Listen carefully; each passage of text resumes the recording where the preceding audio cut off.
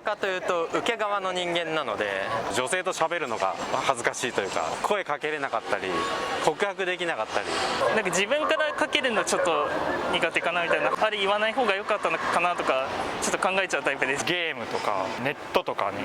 行ってて異性の方には行ってないみたいな。多分他のことが優先順位が高いんだと思います。給料が上がんないとかね、で給料上がんないに物価がどんどん高くなっていくっていう将来的なもので、結婚したら余計にそういうお金がかかるんじゃないかっていうのは。 I hear a lot that they're passive when I'm dating Japanese girls. They like that foreigners are more,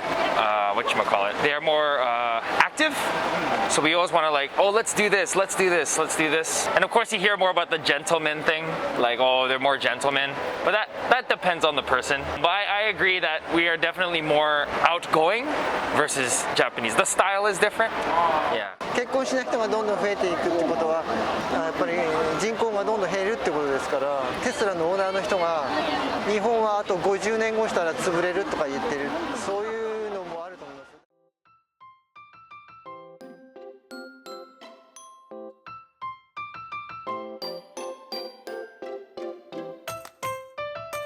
もう3年ぐらい前になります。2019年ですかね。それまでやっぱ隠して、ちょっと隠すというか、童貞じゃないふりをしてるというか、ちょっとなんだ彼女いるけどみたいな、なんかそれをしなくなったというかできなくなったので、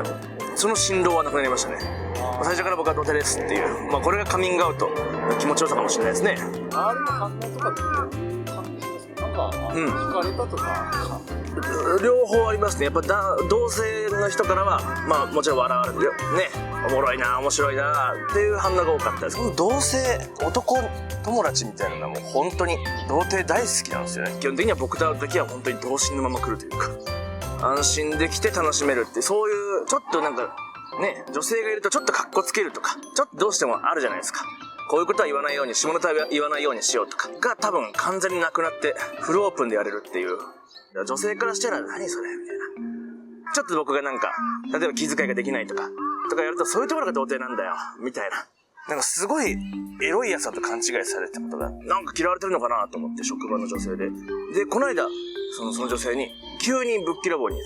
あんた何じゃあおっぱいとか好きなの、お尻が好きなのみたいな、隣にいた男の人が、いやグンピー君はただ童貞なだけだよっていう、そういうエロい人間じゃないよって言われて、あ、そうなんだ、勘違いしたよ。なんかそういうがっついているっていう、童貞だっていう、付き合ったことないですって言うとなんかすぐ好きになられるんじゃないかとか、なんか多分ちょっとあるんじゃないかなと思って、本当はエロくないはずなのにエロいやつだと思われて、僕がもし本当にエッチなことがしたければもうすぐそういう行動に移しちゃうはずなんですよね。女性からのね意見だとよくなんか変なんじゃないかって思われるみたいなのありますけど、多分そっちなんですよね。I think virgin guys might have lots of issues. What's the issue? そういうものではないと思うんですよね、童貞って。女性と経験してないってことは大人じゃないってことではないはずなんですよ。性経験があるないで、なんか恥ずかしいではないんだなっていうのを最近思いますね。それだけじゃないなと思うので。卒業したいんですけど、女性とそういうね、付き合ったりはしたいですけど、絶対誰でもいいから卒業したいっていうフェーズではないんですよね。ほんと一人と付き合えたら僕はいいなと思ってるんですけど、本当に人と付き合う、もしそうじゃないんだったら、ね、なんか今の、ちょっとなんかそういう童貞だって笑われてるのも面白いんですよね。僕は楽しくやれてるんで。だから、あんま行かないですね、結論。そうですね、遊び半分で行くわけじゃない。そうですね。そうなんですよ。で、日本に関して言えば、本当童貞って言いやすいんですよね。海外に比べて言えば。海外って童貞ってかなり言いづらい。日本は、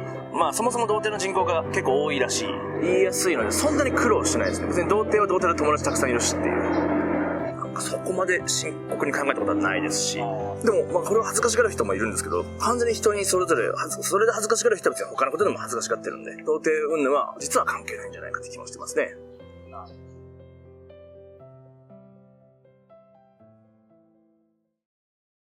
さっきと別にセックスしなきゃいけないわけじゃないしな、ってなるんですけど、ただ、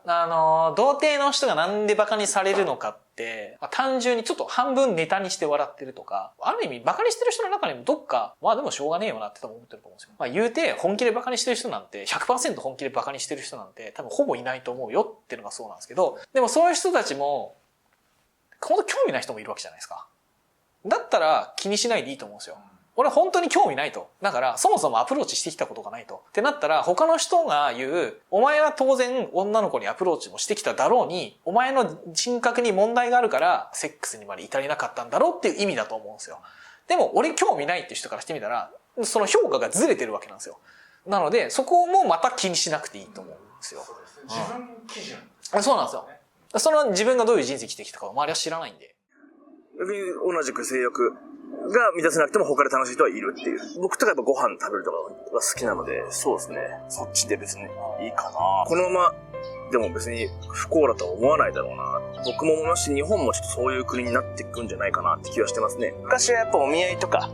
があったんでね、やっぱ社会的な結婚して子供を産むっていうのがあったんで、なんとも言えないですけど、いやでもそういう豊かになった証拠だと思うんですよね。童貞でも生きていける世の中になったのをね、喜ばしく思うじゃないですか。全然楽しく生きていける時代なんですよね、今が。そうなんですよね。なんでいいじゃないかとは思うんですけどね。子孫を残すのが人間の本分だろうって、パートナーとかでやらないと生きてる価値がないんじゃないかみたいな。あれはちょっと短絡的すぎないかっていう。